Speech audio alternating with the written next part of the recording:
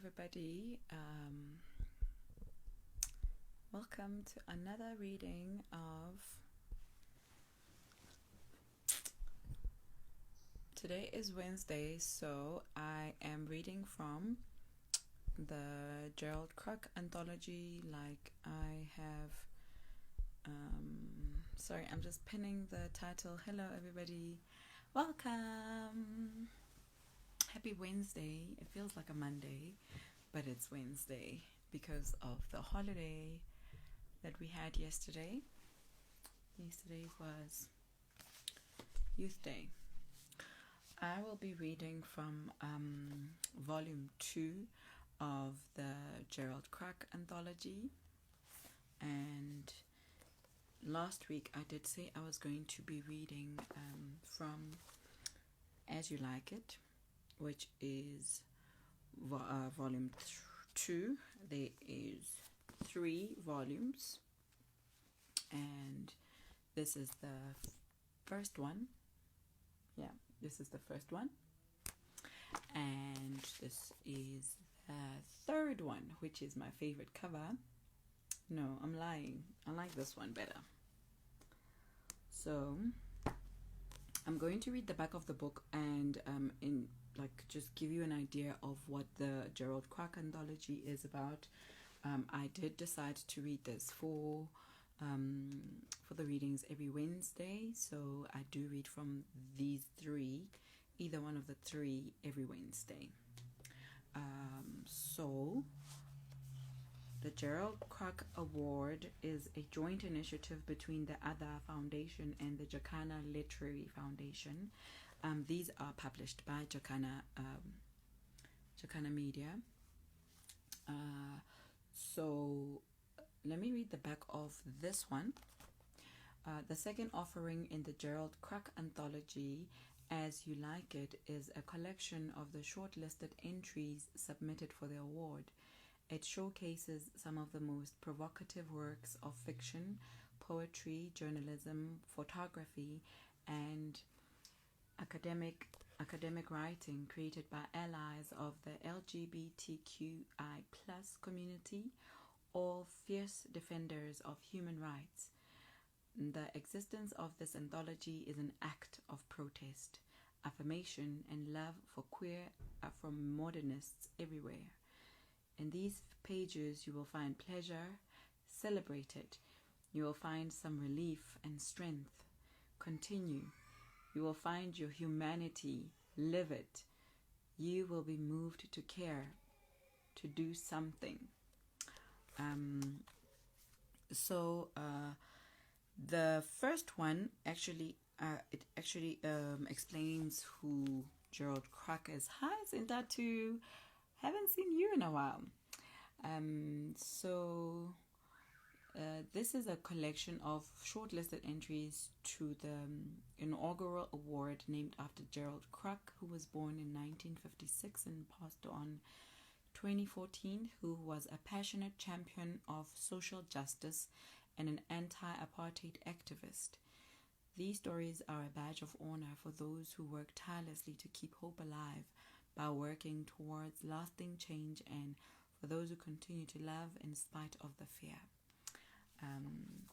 And it is Pride Month, so I will be continuing with this until the end of the month. How are you? How's everybody? How's the reading going? I hope you got some reading done yesterday. I have been reading Sifiso Mzobe's Searching for Chibuihe, which is a collection of short stories. This is my first time reading something written by Sifiso, and I'm loving it. I'm really enjoying the short stories in here. Very relatable. I can picture myself in Umlazi. I was saying this to a friend yesterday, that listen, or was it on Lorraine's Lorraine's live yesterday or the other day, that I'm actually picturing like everything that's happening in Umlazi. So these are based on basically stories in search. Characters who are searching. Hi, Books and Rhymes. How are you? What time is it there? Like, it's late. Hey, how are you? So yeah, there's police searching for criminals. There's a brother searching for his wunga smoking or addicted younger brother. Yeah, it's I love it. I'm enjoying every bit of it. I think I'm on the fourth story now. I like his writing. I should have had his first book. So that is what I'm reading currently. For those who didn't see, I love the cover. I actually just finished a story that relates to the cover, where they're using binoculars to search. So yeah, that's what I'm reading from today, As You Like It. I'm reading We Are Queer, We Are Here. I'm good. It's 4 p.m. over here. I was thinking of your Insta Lives the other day. So glad to have got today's session. Yay! Hey, so everybody that has been missing out, like Zindatu, I have created a YouTube channel, and I've the videos that are now on IGTV, I've actually saved them onto YouTube. So you can find them there and go back to them. So yes, let me continue with We Are Queer, We Are Here by Chibuihe Obi. This was first published in Brittle Paper on the 17th of May in 2017. I'm going to read until 5:30. Hi, Shades of a Woman.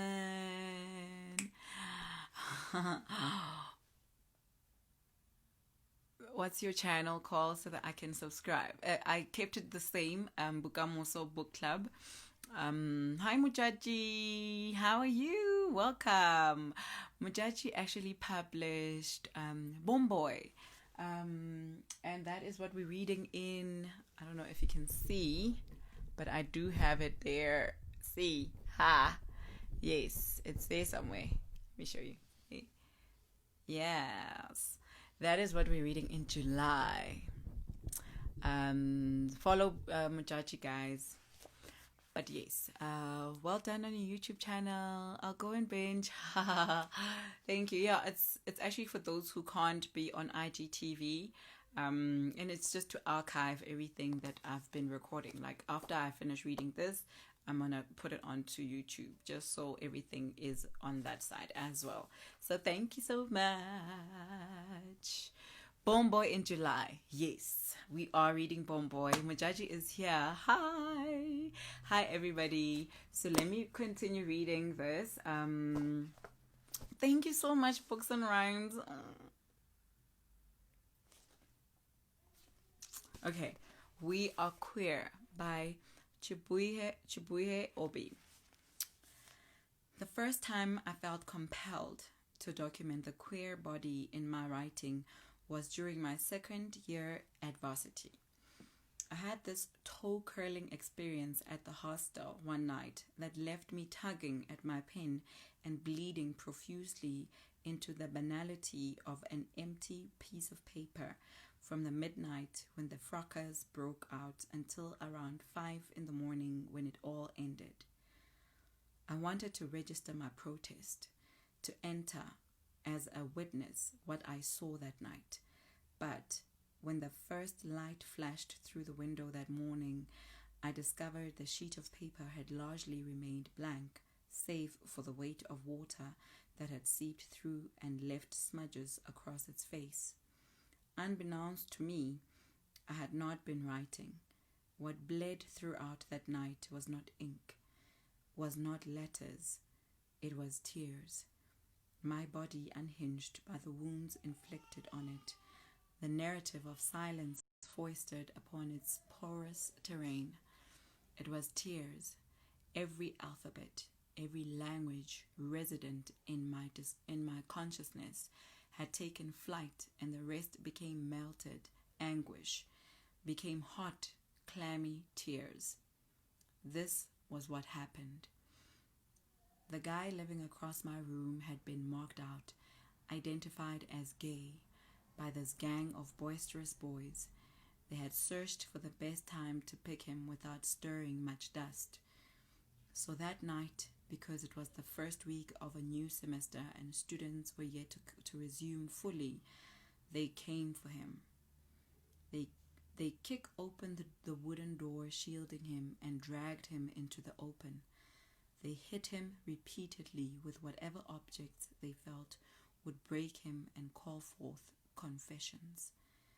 Boots, balled fists, sticks, slaps. They asked him who and who were gay. They asked him to name names. There was no way it could be only him. They wanted to purge the hostels of fucking faggots and liberate the entire school from the infestation of ass-swinging taboos. But this guy was not cooperative. He would not squeal, did not confess. Like other queer people on campus, he had tried to be invisible.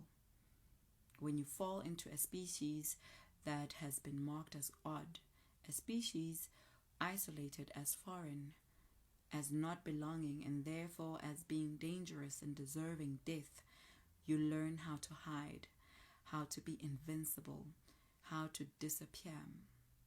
For every one of the days I had known him over the year we had been together at school, his had been a life wrapped carefully in layers of fear. Each step he took was a study in apology, every gesture a prayer cautiously whispered into the air. But that night, all those careful layers he had labored to construct gave way as knives slashed into his body. Every cut was followed by a scream. The sound of his torture kept me clutching the pen with an urgency I had not known before. No one came to his rescue that night, and after it was all over, no one cared to ask what became of him either. Not the school security guard who hounded around, not the students who poured out of their rooms, excitement kicking like wild horses in their stomachs. Not even me, holed up in my room, gripped with fear, unable to write and very, very uncertain of my own fate. Now I think of that incident and that night, and I am confronted with the truth. The reason I could not write into that piece of paper that night was this. There was no audience for the type of narrative I was about to spin, a narrative where the queer body is documented as wronged, as deserving of justice. There was no readership. Our school was a secure community where, like every part of this country, the dominant narrative about gays was, and still is, negative. Gays are monsters. They are beasts to be exterminated by whatever crude means. The queer body deserved any form of violence meted out against it. Okay, and this next paragraph is opened by a quote by Cliff Bostock. Is it not astonishing to contemplate how this body that loves other men began the century imprisoned and broken and ends the century tortured, lashed to fences and torched on a pyre of automobile tires in a junkyard? Mob attacks on homosexuals or even perceived homosexuals in Nigeria are not new. They have always been part of the news, and for a country where jungle justice is rife and where homosexuals are common enemy across religious and cultural groups, homophobic violence is as rampant as it is frequent. The headlines are full of stories. 2 homosexuals were lynched yesterday at Lagos mainland, or a gay man burnt in Onitsha or Aba, or a homosexual hideout was discovered and raided in Sokoto. Oh, I remember Abba. Abba, Last Night in Abba is another short story and entry in one of these volumes by Chike. The 8 identified members have been tried by the Sharia court and will be stoned to death. Such sad headlines. In the age of the internet, violence against the queer body has taken a different dimension. It is no longer enough to lynch or burn them. The assailants, aided by the homophobic majority and a culture bent on eradicating every trace of homosexuality, go on to mock and defame their burned or lacerated bodies. On 17th February 2016, Akin, a gay man, was lynched by a homophobic mob in Ondo State, Nigeria. Social media was agog. Stories flew around. Once again, the queer body came under intense scrutiny and became the center of attention. Akin's body, mapped with machete. I can never say that word. Is it mache? Hi, Lorraine. I will Google it. Machete cuts bleeding from his skull was portrayed as deserving of violence. As he lay in critical condition in hospital, the comments on his Facebook timeline spewed hatred. This will teach others a great lesson. The subtext was clear. Oh, you sick queers, behold him and see what bitter fate awaits you all. Bloggers and journalists placed this in perspective. How else could the public sharing of Akin's bashed body be explained? Where his assailants had stopped in their mission to humiliate the queer body, Facebook users and bloggers had continued by hitting the share button. No, it was not out of pity, not because they wished to get justice for Akin or immunity for the many Akins waiting for their turns, waiting to be happen. Their intentions were neither humanistic or altruistic. No, they were voyeurs watching the punishment of a queer body, egging on the assailants, standing on the moral high ground while they pushed gays off a cliff.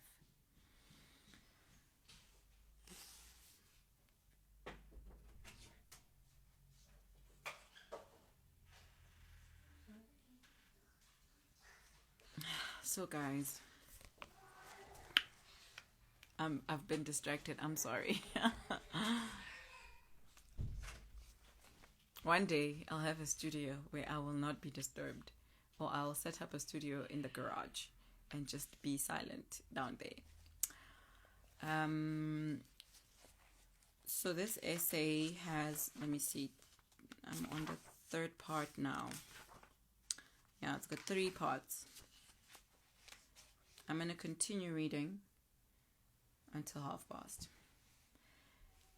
I've longed to find dignified and respectful depictions of queers in Nigerian literature, to search for oneself in literature and to not find yourself, or to find that you are perpetually twisted and shunned and vilified, is a different sort of violence. Nigeria's literary culture has not been fair to the queer body. It has not been fair to the queer narrative. There are holes and gaps, gullies no one is willing to examine. Queer themes are rarely incorporated into literary discourses. It is ridiculous to believe Nigeria is a country without queers, that the many cultures comprising the giant of Africa have no place for gays, for kink, for women who are strong and men who are too pretty. With the exception of Jude Dibia and Chinelo Okparanta, writers exploring queer themes mostly approach queer stories from their fringes. Queer poetry was almost non-existent until recently, until Amaterasu Dore, until Romeo Origun, until myself. And this is because Ainehi Edoro began to publish us in brittle paper. Before that, publishers rejected our poems not because they were poorly written, but because in our poems we were not ashamed of our queerness, of our queer bodies, or our queer lives, of our love. Some butchered our work in the most callous and savage manner in their bid to silence our queer voices. But we have refused to be silenced. We have refused invisibility. Amen. The only way to change this narrative is to document our own experiences as queer writers or writers of queer literature, as the case may be. We must tell our own stories, stories of our gorgeous bodies and the pains and scars inflicted on them by the homophobic society in which we live. In their introduction to Queer History, Queer Now, Seka Ochoa and Alejandro Varela emphasize that so much history is lost, so much exists as whispers and rumors. We must document our own histories, or we risk a mistelling and an opportunity for justice and truth. We must reject silence, shun invisibility, and strive not to give in to compromise. We must be ready to pay the high price. Romeo Origun's electronic poetry chapbook, Burnt Men, published by Praxis magazine, was the first attempt to document the horrific experience of living as a queer person in Nigeria. When I was contacted to shoot a photograph for the cover last year, I knew that the journey to heal the queer body and redeem the narrative had begun. Between the publication of the chapbook and now, some fabulous things have happened. Our queer bodies are healing and rising and coming out of the dark places where they have been confined for far too long. Our queer bodies are crawling out of obscurity. The queer anthology 14, We Are Flowers, is us basking in the sun. Romeo Origun's recent Brunel Prize win sees us shouting loud and clear, we are here. Before this moment, everything has been struggle and suffocation. It has been silence and invisibility. There are days I felt so lost, so displaced that I felt smaller than a panting, gasping organism, reaching and yet damaged, deliberately pushed towards extinction.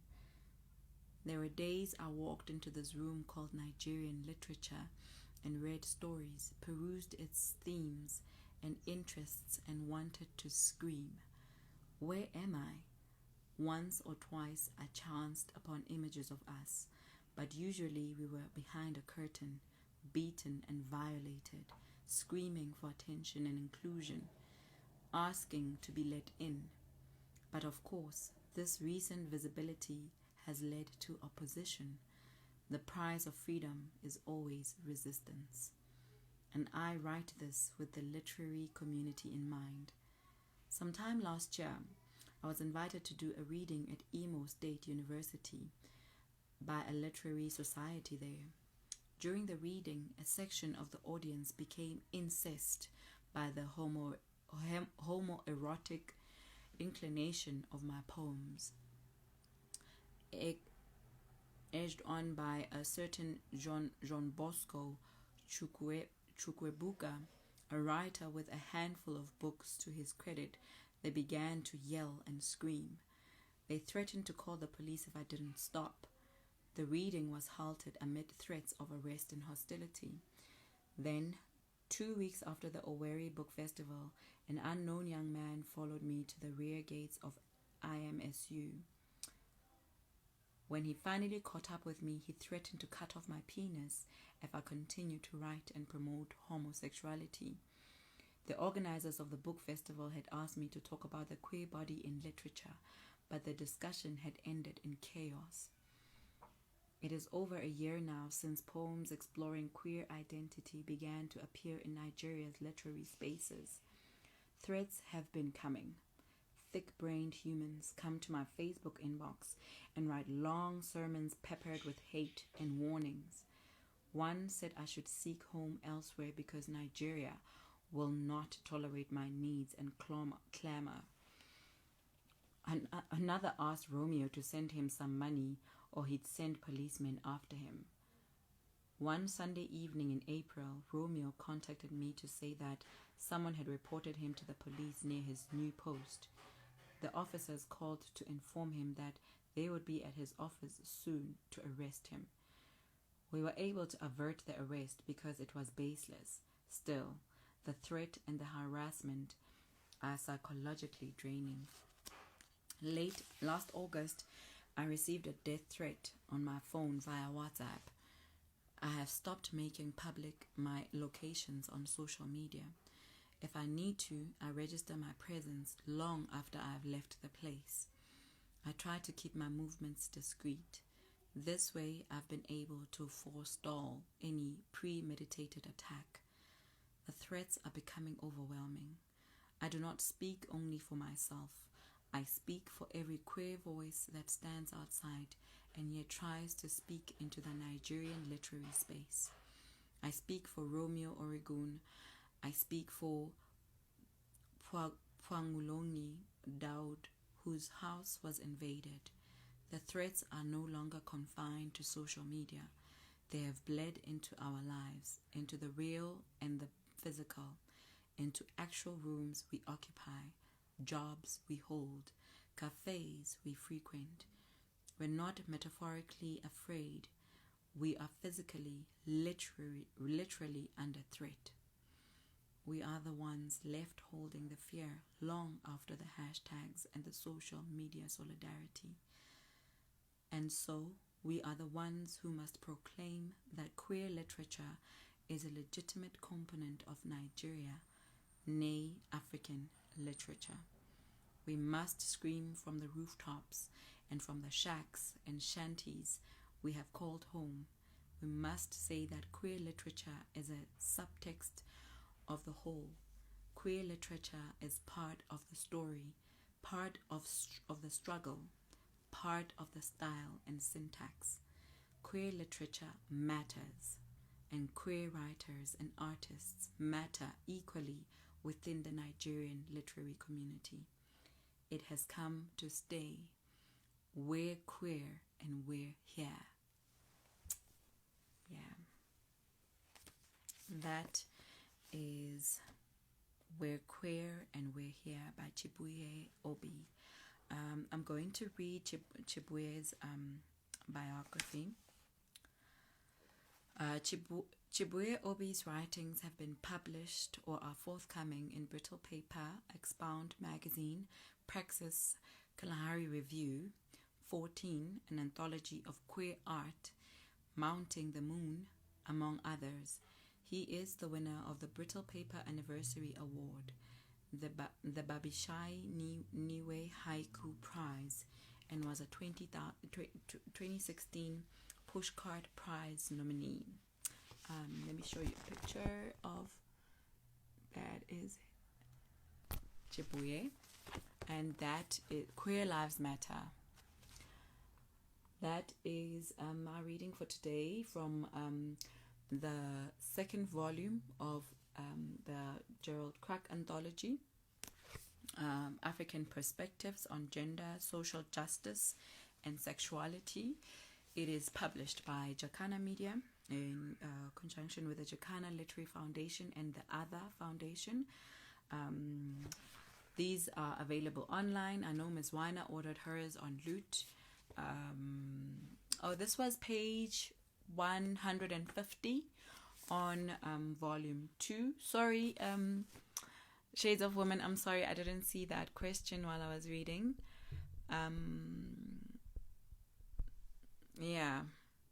Yes, Queen.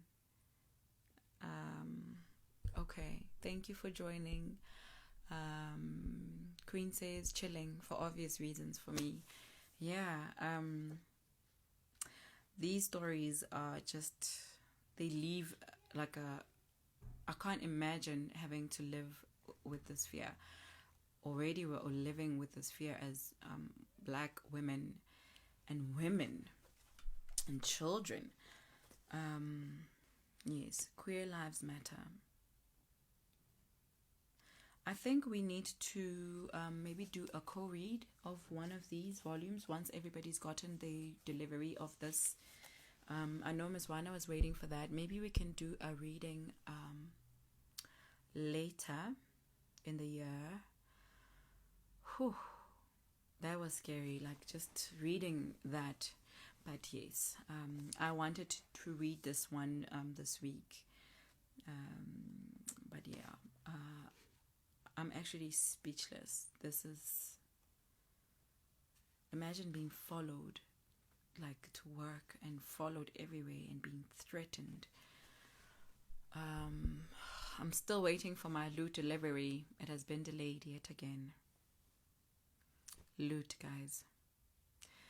But yeah, that was today's reading. I'm sad now. This is from the Gerald Crack anthology. There's 3 volumes.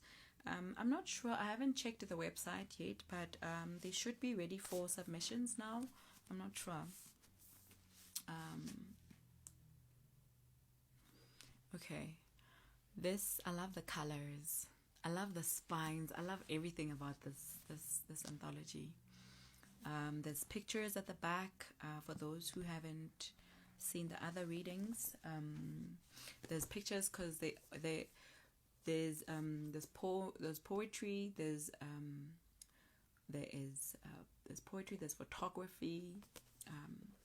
So some of them have pictures in them. I love that. Look here. See. Sad part is that there are queer people who do that to other queer people and are silent about it. Yes, that's the sad thing about it. We should talk about co-reading this. Need to pick them up. Yes. It amazes me how people involve, Zintatu says, it amazes me how people involve themselves in other people's lives. How? Yeah, like, it's just, like, why? Like, can people just live their lives freely? You know, like, why must you dictate? So, yeah. Next week, I'll be reading, so I read from volume 2. Next week, I'll be reading from volume 3, which is, like, all the covers are just yummy. I love the covers. And the covers are, I think one of them was a joint winner. No, not this one. This one. One of them was a joint winner for, I think the photograph one and a story one. Oh, once read. The other story is actually on YouTube. Poached Eggs. I read from that. So maybe you can pick them up. Queen, if you'd like to listen to another reading, just check on the collection of videos that I've uploaded on YouTube. There is about 2 stories that I've read from these, besides this one, which I'll load shortly. But yeah, that was today's reading from the Gerald Crack Anthology, Volume 2.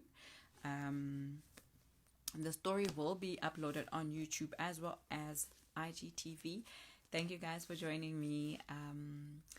I hope I've encouraged you to actually get some reading. Queer Lives Matter, guys. Happy Pride Month as well. And I hope you're keeping warm. And if you have missed the reading, you can go on to IGTV, or if you prefer, please go subscribe onto my YouTube channel. It's the same name, Bookamoso Book Club. I've uploaded the reads, some of the live readings that I've done on there. So I'll see you guys tomorrow. Tomorrow is what? Thursday. Yeah, I'll see you guys on Thursday, 5 p.m. Thank you so much for joining me. Bye, guys.